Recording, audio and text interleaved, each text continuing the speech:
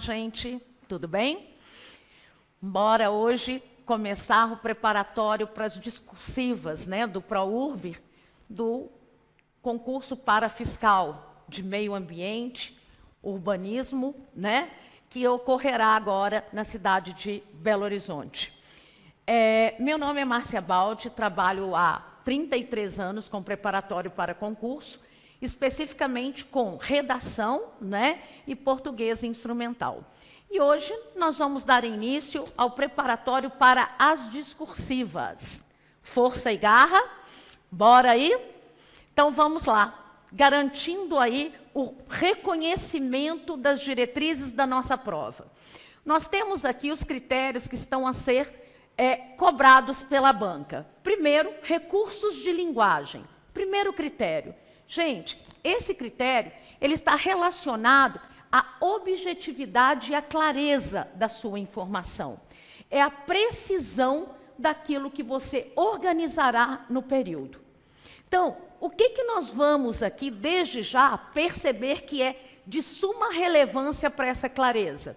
Será a construção de períodos curtos e que sejam organizados de forma a ter sujeito, verbo e o complemento. Então, quando falarmos de recurso de linguagem, se eu quero algo claro e objetivo, eu terei aí atendido a essa proposta.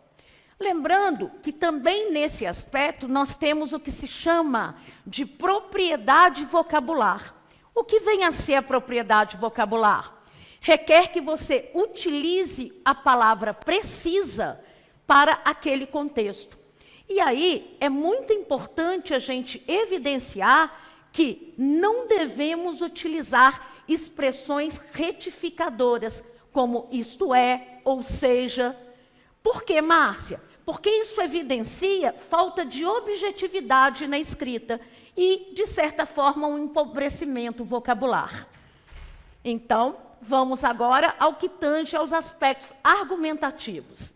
Aprofundamento, argumentação, criticidade e domínio do tema. Eu posso dizer que, onde temos aspectos argumentativos, daqui a pouco nós veremos, está diretamente relacionado ao conhecimento técnico. Se eu não tiver esse aspecto argumentativo em dia, eu encontrarei aqui dificuldade para atender a esse critério.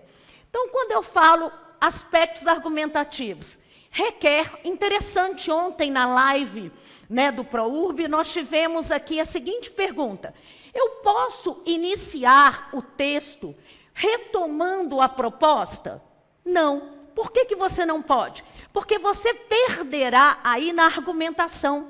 Você será circular na informação e não trará para a banca o seu conhecimento técnico e, ao mesmo tempo, voltado para a criticidade da temática proposta, do estudo de caso em questão.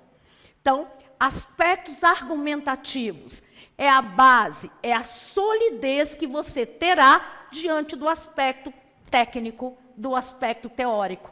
Olha que bacana, esses dois estão inteiramente ligados. Depois nós temos estrutura do texto, outra questão que também nos foi colocada ontem na live, que por sinal foi muito interessante.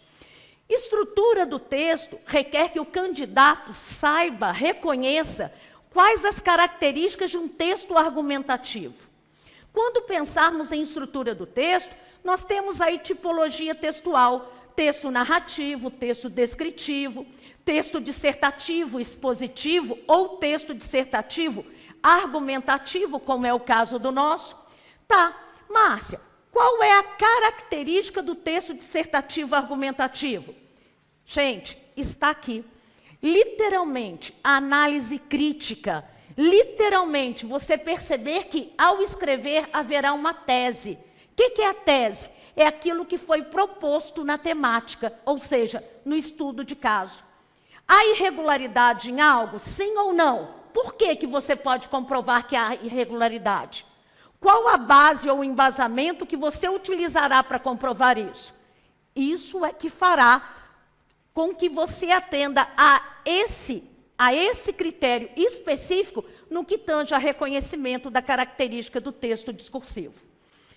Quando pensarmos aqui aspectos gramaticais, gente, em torno de uns 12 anos que nós temos aí, embora tenhamos ficado um bom tempo sem concurso, aspectos gramaticais, quando falamos ortografia, pontuação, acentuação, são aqueles casos realmente esdrúxulos, que não dá realmente para errar até. Ortografia é S, né? Entre duas vogais que tem som de Z, e a gente não vai usar Z, mas para frente nós falaremos isso. Com relação à pontuação, o que é contemplado em todo o concurso é literalmente o uso de vírgula. E aí nós vamos depois estudar a questão de vírgula. O erro crasso em relação ao uso de vírgula está relacionado a separar o sujeito do verbo.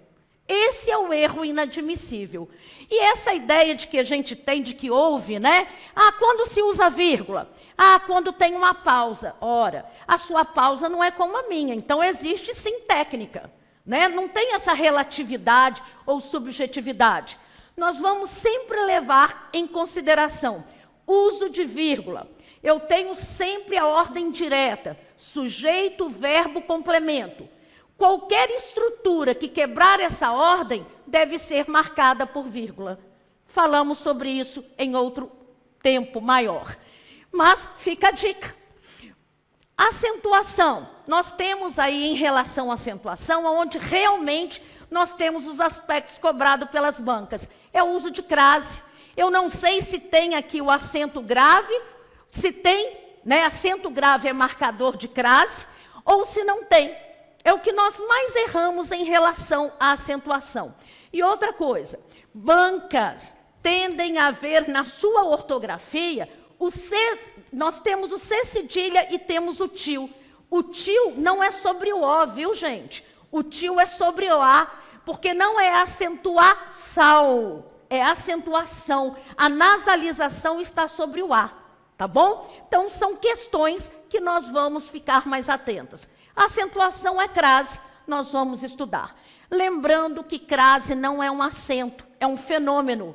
É literalmente a fusão de duas vogais idênticas. A preposição somado ao A vogal. Então, é AA, ok? Falaremos sobre isso também nas próximas aulas. Concordância nominal e verbal. Aqui, percebo que a banca organizadora, né, ela teve, assim, uma pequena falha. Porque dentro de concordância nominal e verbal, o aspecto marcante aqui está em regência também, verbo nominal. Por exemplo, quando eu escrevo, quem visa a alguma coisa, pede regência, não é? Então, nós vamos levar em consideração, dentro do aspecto gramatical, que aqui está faltando, concordância verbo nominal e regência verbo nominal, que eu diria até que é um aspecto muito relevante para nós que escrevemos. Conhecimento teórico, domínio do tema, tendo por referência o conteúdo programático e seu referencial de conhecimentos específicos. Bem, vocês estão estudando, né, com pessoas da área altamente capacitadas. Então, o que temos aí é aquilo que vocês terão como bagagem de embasamento para responder e para estruturar o texto dissertativo argumentativo. Feito essa consideração, é necessário levarmos em consideração também a estrutura do nosso texto para a prova.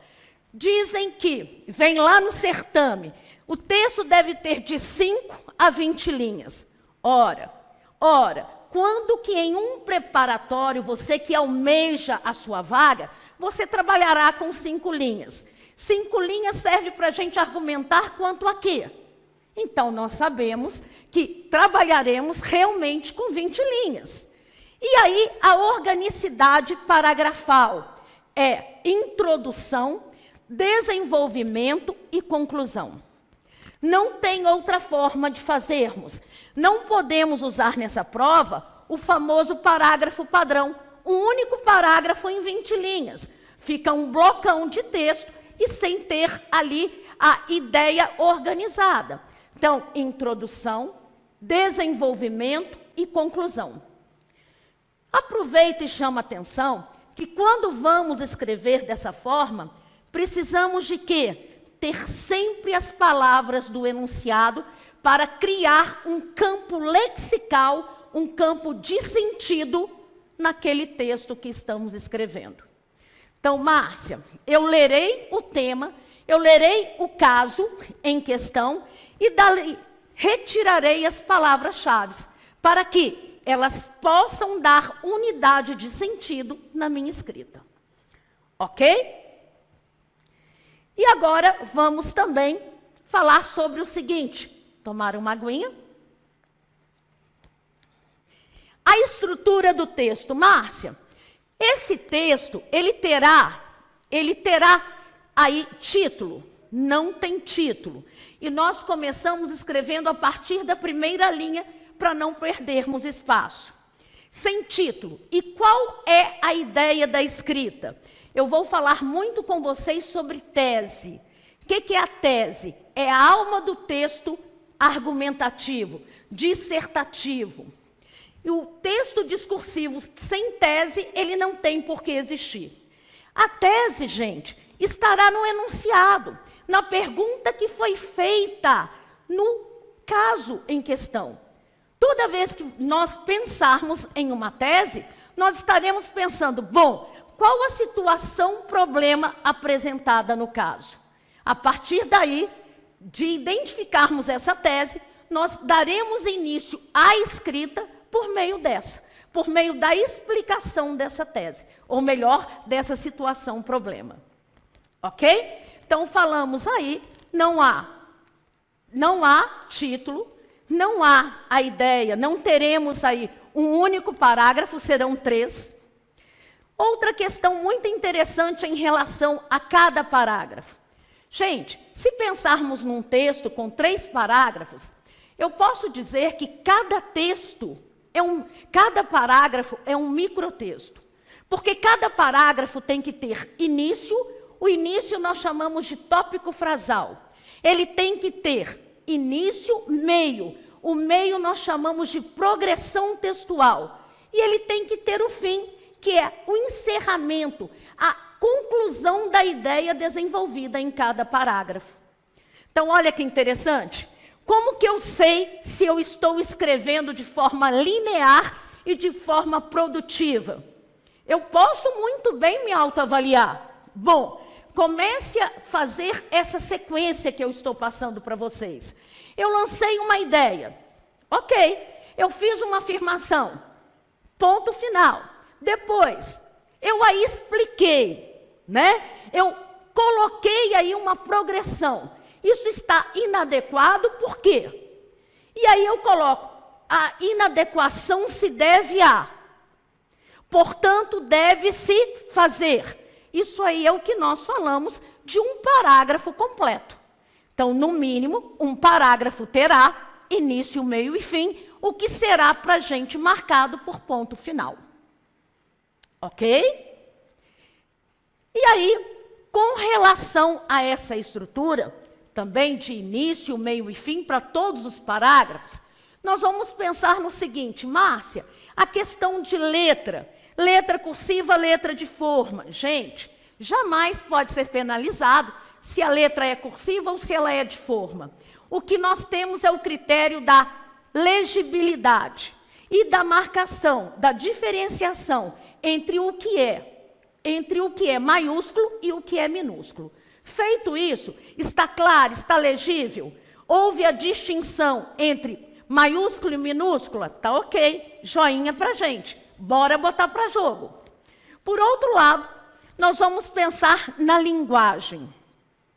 Márcia, nós vamos usar a linguagem formal. É um texto técnico, né? É um texto para concurso. Dentro do que eu falo da linguagem, né, a linguagem formal, não pensem que utilizar vocabulário, né, arcaico, ultrapassado, que a gente decora para colocar bonito, que isso enriquece texto, não. Até porque o corretor, ele sempre é submetido a muitos textos. E ele sabe quando ali está uma forçação de barra. Porque se eu uso um vocábulo diferentão e eu não dou conta de usar outros que estão ali no mesmo, à mesma altura, tem algo errado. Então, escrever, gente, bem, é escrever com clareza, com objetividade.